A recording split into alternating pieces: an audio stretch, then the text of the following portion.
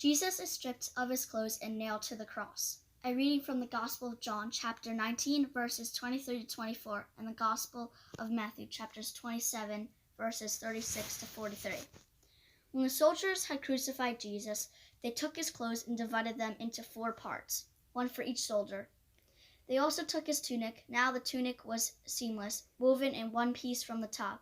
So they said to one another, "Let us not tear it, but cast lots for it to see who will get it." This was to fulfill what the scripture says. They divided my clothes among themselves, and for my clothing they cast lots.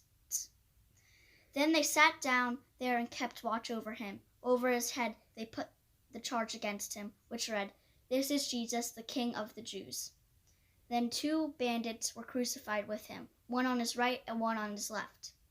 Those who passed by derided him, shaking their heads and saying, "You who would destroy the temple and build it in 3 days, save yourself. If you are the Son of God, come down from the cross." In the same way, the chief priests also, along with the scribes and elders, were mocking him, saying, "He saved others. He cannot save himself. He is the King of Israel.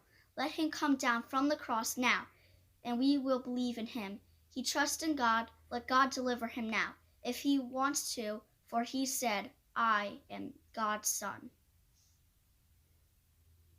To further humiliate Jesus, the soldiers stripped Jesus of his clothes and rolled dice to see what piece of clothing each would get.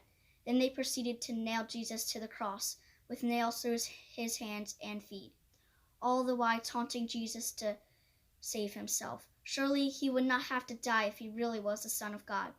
They were mocking Jesus for thinking of himself as the King of the Jews.